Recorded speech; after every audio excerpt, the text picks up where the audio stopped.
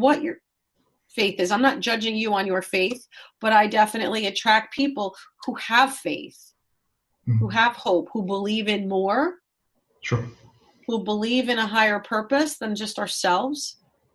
So maybe that's not right for everybody either. I've had one or two people, even in the last year, like I wrote an abundance and gratitude meditation, and it's in my book, and it's something that I teach people, and I say you should be reflective and mindful every morning and every night, even if you plan it around when you brush your teeth. It's part of my, like, what should you do for 15 minutes twice a day to set yourself in a better place going forward.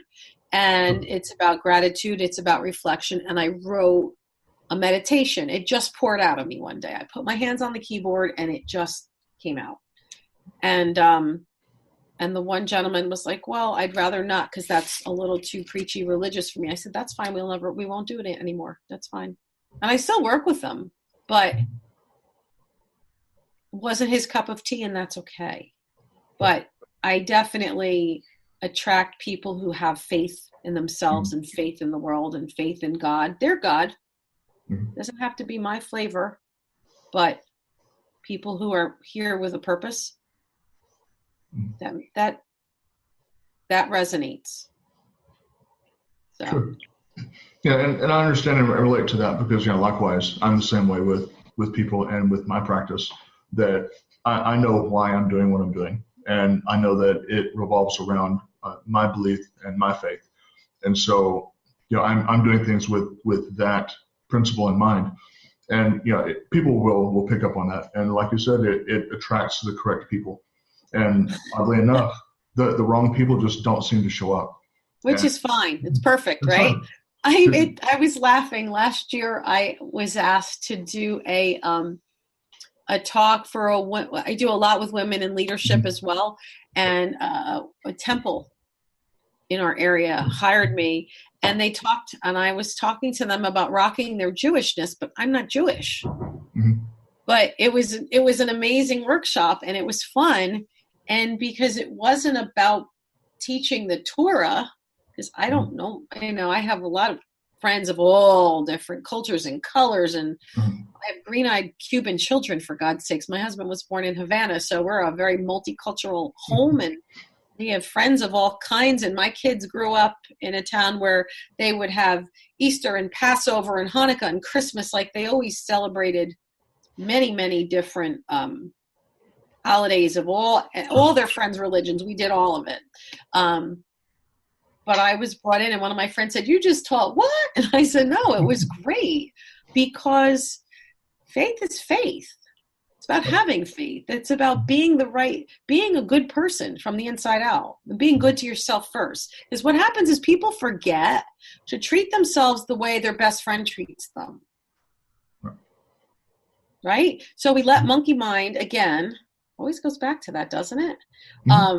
Sometimes we beat ourselves up because we're less than. And I always remind people to say to yourself, how would your best friend speak with you about that? Would they tolerate it? Or if your best friend was talking like that out loud, would you tolerate it of your best friend? Like, you need to become your own best friend. And there's nothing wrong with that, because I think we could be a little kinder to ourselves and a little more tolerant of our shortcomings. We take them with a little bit more of a grain of salt, and be okay that progress sometimes happens slower than we think. I don't know about you, but I'm a big one in that for myself. Everybody else is like, "Oh God, I can't believe what you just accomplished in 6 months is insane." And I'm thinking, yeah, but I thought I would have had it done in 2. So I don't know. I relate to that too. It's all good. Again, sense of humor, right? Always goes back to that. You got to learn to laugh. That's right. Yeah, even if it's laughing at yourself, or especially. Sometimes it's the best person to laugh at is yourself. Yeah, we know God's laughing. We know that God's laughing at us, so we might as well laugh too. Absolutely. So kind of a couple of the final questions for our time this morning. What would you say your greatest character strength is? If you were to kind of analyze yourself. My greatest character strength. Well, I did my strength assessment. One of the things that I was coached, and innately I came up with these 5 just to kind of show you how it works. Mhm. I'm an activator. I make things happen. I'm very strategic. I see the end of the chess game. And I don't even play chess, but I always use this example of I see the end game intuitively. I know how the story will end, so I know how to reverse engineer and get you there. I'm a maximizer, which means I believe in the best of you. I'm not big on having to beg you to know that you're awesome. I love working with people who already know they're awesome and want to shine like a rock star. Sure. Individualization, meaning don't just take my lump of what I have to sell, but everything's got to be for you and about you. And positivity, meaning my glass is not only half full, I'm grateful every day for the glass.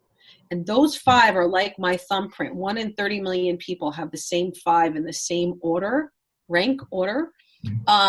And that shows up in how I live.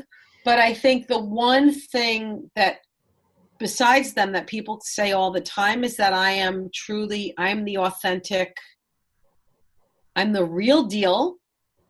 That's one line. And that I'm a breath of fresh air. Or whatever that means, those are the 2 things that people say all the time. They always know that they can trust me, that I've got their back, and that I'm going to peel back the onion and give my heart and make sure that I'm, lock arms and I'll hold you up through hell or high water.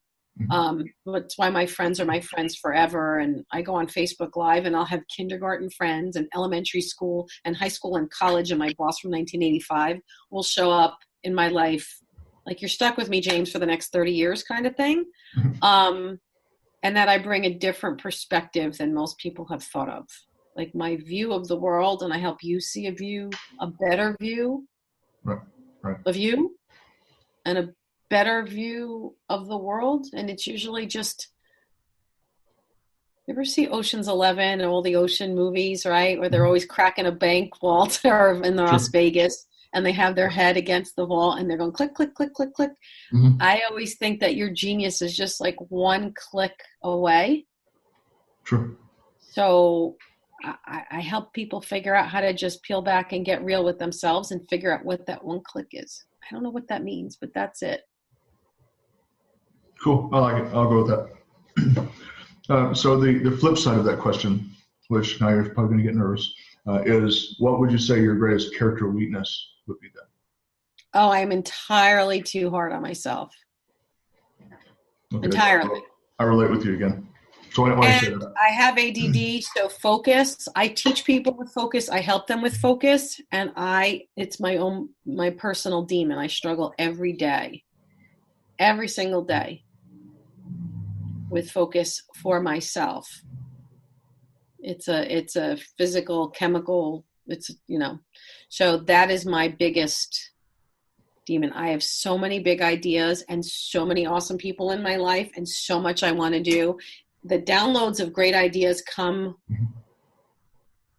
at a ridiculous pace, and I need to say no to more things. I've gotten much better, but saying no and prioritizing, because what happens is everything is a distraction. Every yes becomes a new distraction, so you need to pay a close attention to what you say yes and what you say no to.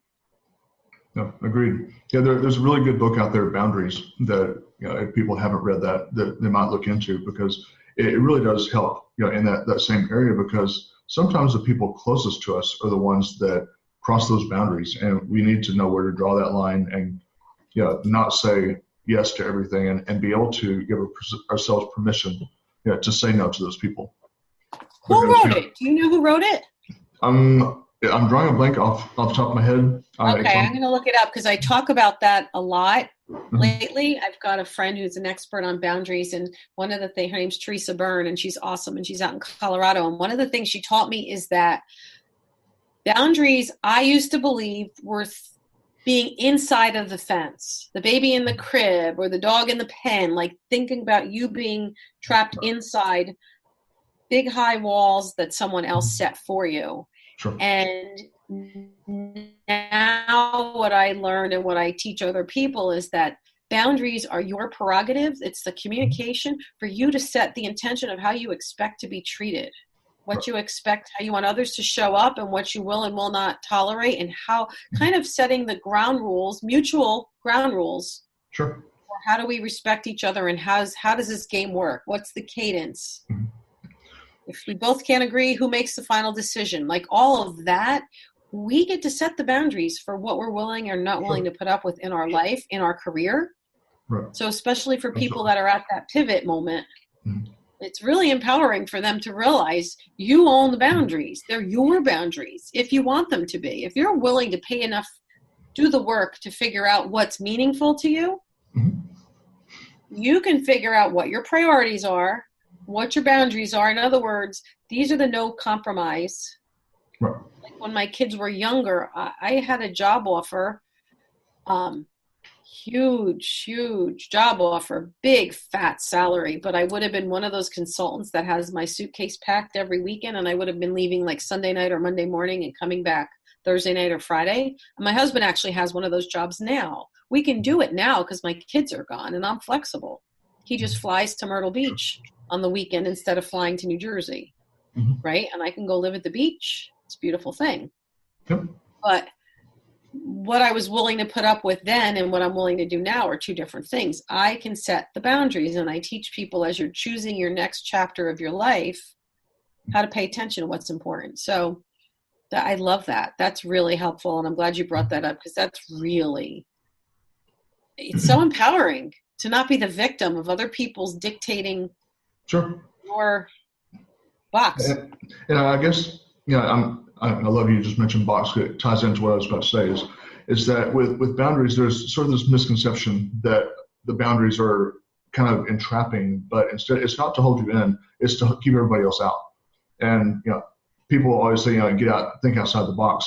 I don't even acknowledge the box because, that's too restrictive. I don't like the whole box idea. I'm sort of boxless. So you can't confine me, but that's just sort of my mindset is that, I don't want to be limited. I don't want somebody saying, this is what you can do. As soon as I hear that, it's like, okay, that's the first thing I'm going to do is what you just told me I can't. and so that's sort of my cheekiness, I guess you could say, if you're British. That's cool. But, that's, with the boundaries, it is so very important to understand what they are because it's healthy to keep people on the other side of the line.